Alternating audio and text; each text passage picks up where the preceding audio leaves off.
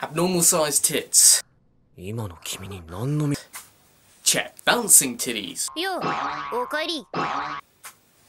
Check. Original moves. Check. Is this series worth watching? You best stay tuned. On to the review.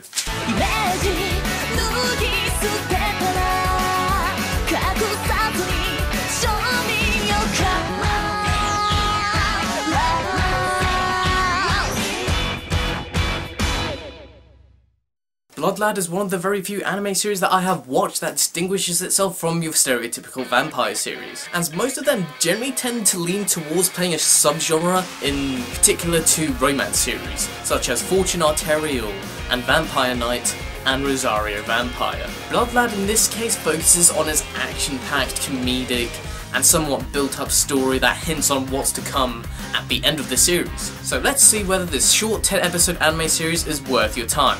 Now onto the plot. The story takes place in the demon world, with Stans ruling over the East Territory within the world as one of the strongest bosses that's a vampire that has a stronger passion of his love for otaku culture.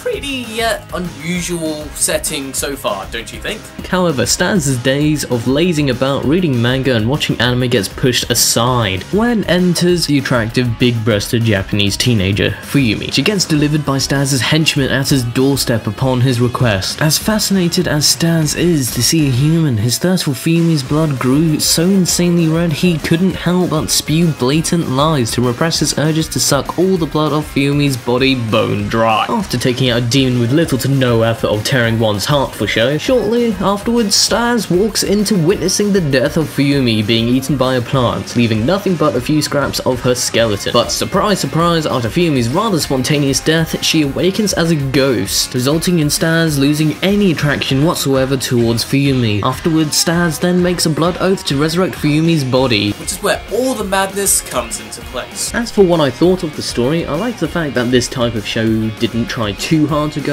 out of its own way to exert its seriousness at certain times, especially when Stans questions why he's keeping to this oath he made to Fuyumi, and why he doesn't want to suck Fuyumi's blood when she turns into a human. At the start, you may be led to believe that this show is all gags, action.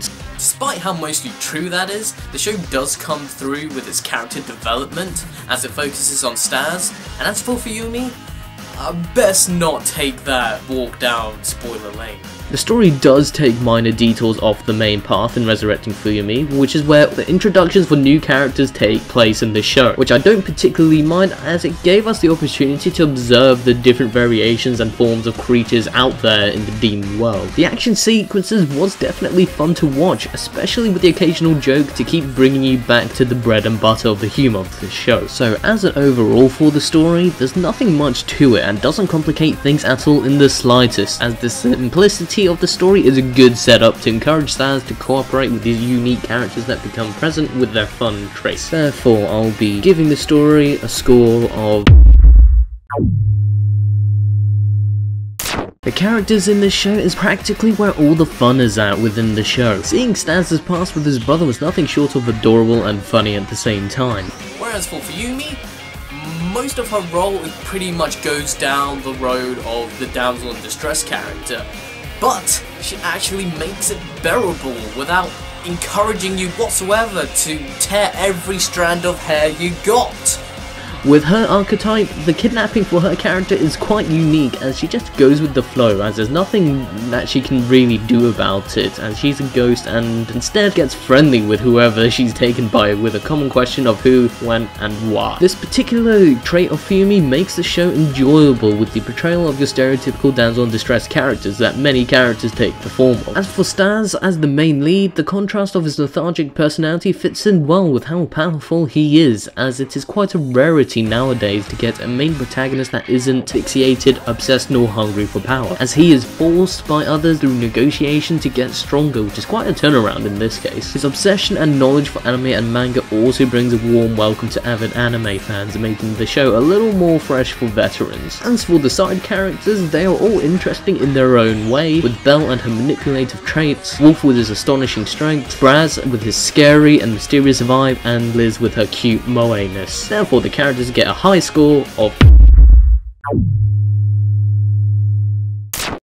animation for Bloodlad was brought to you by the very same studio that brought you your Bakuno, Durarara, Tonari no Kaibutsu-kun, and Origairu. So how did their animation fare this time round? Well, it was indeed very tidy and neat. Despite the gritty setting that's already set out for the demon world, they made it work really well, especially with the random invert of colours, giving that unique pop art effect, which added that comedic comic effect, which was pretty funny to see when something abnormal would spontaneously occur. So as an overall, the animation gets a...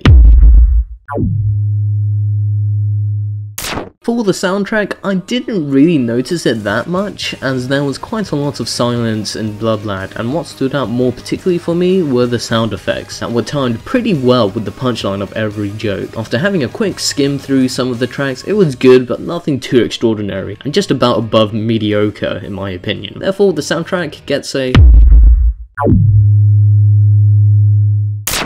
As for my takeaways as an overall for Bloodlad, it's definitely worth trying out for your supernatural, fast-paced, action-packed, comedic vampire series that turns the genre itself flat on its head for the better. And based on plot, characters, animation, sound, and likability, Bloodlad scores a...